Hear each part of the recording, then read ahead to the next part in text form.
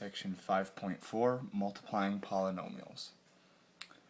In this section, we're going to look at an operation in multiplication that again will require us to use those multiplication or those exponent rules that we learned in section 5.1. Remember in 5.2 when we were combining like terms, when we were adding and subtracting polynomials, all we would do in combining like terms was change the coefficients.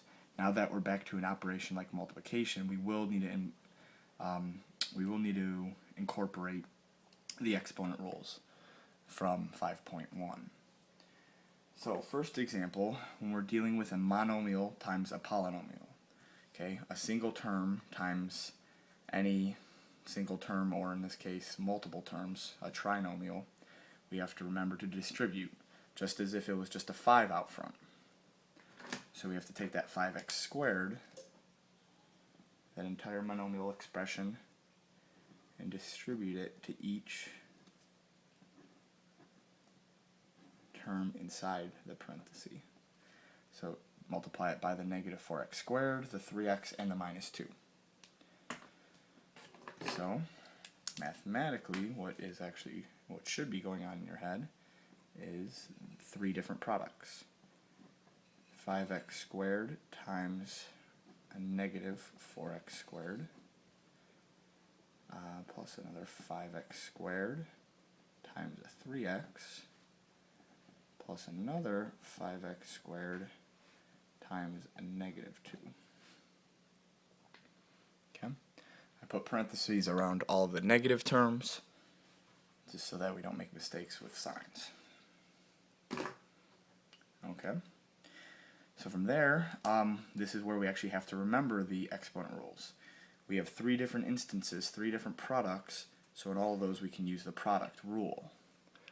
If you remember that rule, it's kind of the idea that an x times x will give you x squared. The idea that you add exponents when you multiply similar bases. So we have 5x squared times negative 4x squared. Well, multiplying the coefficients gives us negative 20. And then an x squared times x squared, adding those exponents, we get x to the 4th.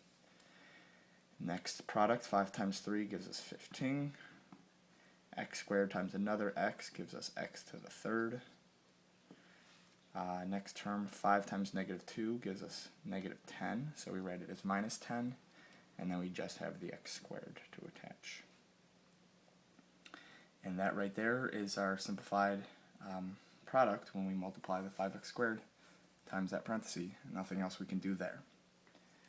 Okay, if we had like terms at this point, we'd want to combine them, but as you can see, we have different powers of x in each, so none of those are like. Okay. So that's how any monomial times a polynomial will work. Now we want to look at when we have binomials times binomials, and even larger. So 2 terms times 2 terms. And we have two methods, two ways I like to teach to show how to do this. At some point you probably learned the FOIL method, which stands for first, outer, inner, last. Or you probably, or you might have learned the box method. I'll show you the next two examples using both of those, and you can kind of decide which of the two you like better and just kind of use that from here on out. So first of all, the FOIL method. The FOIL method explains well, how you can work through a problem when you have specifically a binomial times another binomial. F standing for first means you're multiplying the first term in one parenthesis times the first term in the other. So doing that, F for first, give us 5a times a 3a. Multiplying that would give us 15a squared. Okay.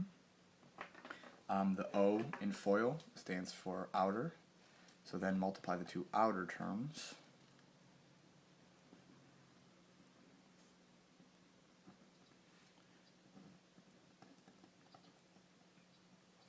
So 5a times b. Well, nothing really to use a power rule on or product rule since they're different variables, so we just kind of smush together, make it 5ab. Then the I in FOIL stands for inner, so the two inner terms of our two parentheses, negative 2b times a 3a is how we have to view that since it's a minus 2b. Multiplying that gives us a negative 6ab. Keeping the variables in alphabetical order shows us these are actually going to be like terms in the middle there. And then lastly, the L in FOIL stands for last, the last terms in each expression, in each parenthesis, then minus 2b times b.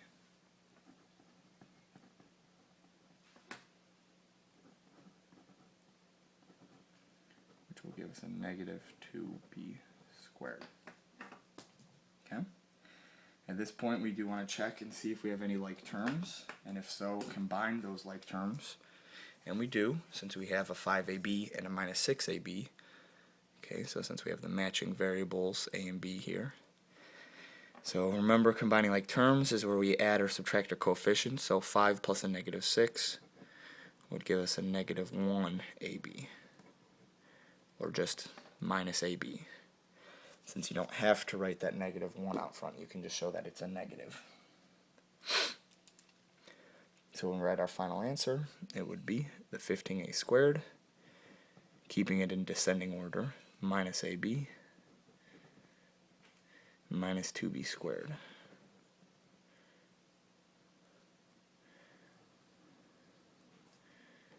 Once again, since we don't have any like terms left at this point, we'd be done. Okay, so that is the FOIL method, which works, very well for binomial times binomial. For the same kind of setup of a problem, we can use what I like to call the box method. And I should go through this next example showing you that. The box method doesn't have to be a 2 by 2, it doesn't have to be binomial and binomial. You could use that for a trinomial times a binomial, like this next example after the one we're about to do. But you kind of decide what you would rather do.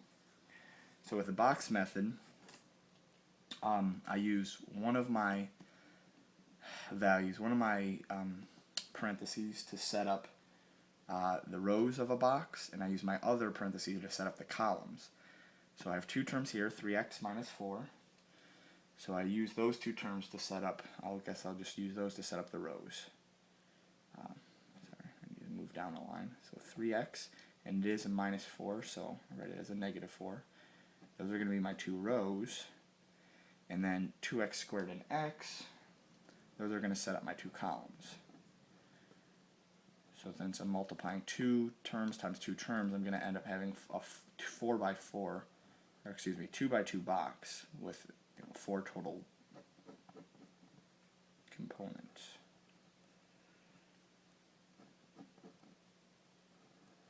Alright, so this is giving me my two rows and two columns. So now I'm going to want to multiply, just like I did up top in the FOIL example. I want to multiply to get my values inside the box.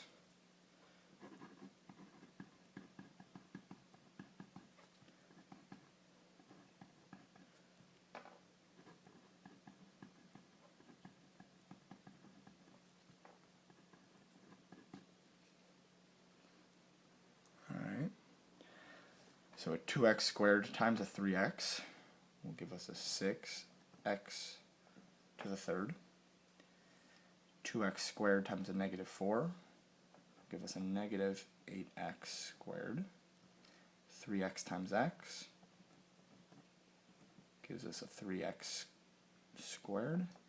And a negative 4 times x gives us a negative 4x. Okay. At this point, we do want to check again for like terms, if we have any, and combine them if so. We do. We have a 3x squared and a minus 8x squared. So at this point,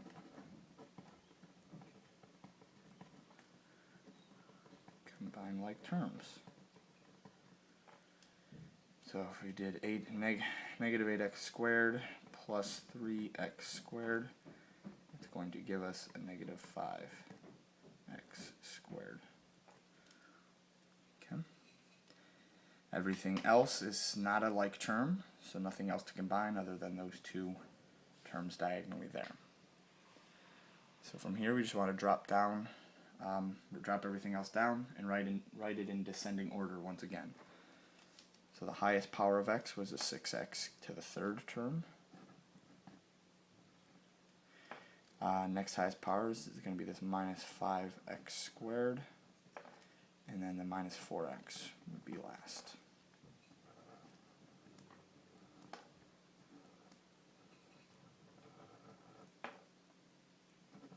That would be our final answer. So again, out of those two methods, you kind of decide which one you like best, which one you think would be easiest for you, and you'd be most successful with. Okay, well, we have now another example where now we have more than two terms and two terms. We have three terms times two terms. So in this one, you can use the same process as FOIL, but really you're not foiling because it's not just first, outer, inner, last. There's not only four things you're multiplying. We have 3 times 2, which will give us 6 different products in this problem. So you could draw 6 different arrows to represent what you're you're taking this to this and this. You're multiplying this by this and this. Then you're multiplying this by this and this. Again, that'll give you 6 different products.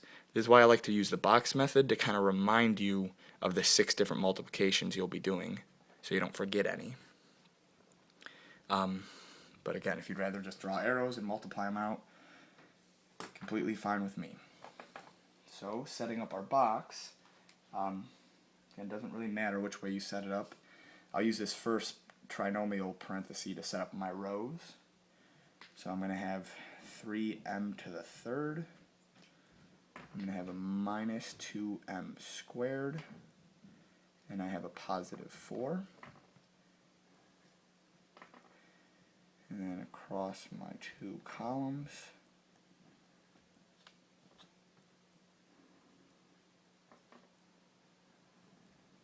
going to give me the 3m and the minus 5 from the other parenthesis. Okay. So again, that sets up my 6 products I'm going to have to fill in. So we multiply to get into the box. So 3m times 3m to the third is going to be 9m to the fourth after we add those exponents. 3m to the third times negative 5, negative 15m to the third. Negative 2m squared times 3m is going to give us a negative 6m to the third. Negative 2m squared times negative 5 is going to give us 10m squared. 4 times 3m will give us a 12m. And then 4 times negative 5 is going to give us a minus 20. Okay. So looking at our box now, at this point there could be 2 sets of like terms, but it looks like we only have one single set of like terms, the m cubed terms, minus 15m to the third minus 6m to the third. Okay. Everything else is not considered a like term, so those will be the only 2 we can combine. So we can look at it as minus 6m to the third minus 15m to the third. And because negative 6 minus 15 will give us a negative 21, we get negative 21m to the third. So for our final answer, 9m to the fourth minus 21m to the third, 10m squared positive, so plus 10m squared,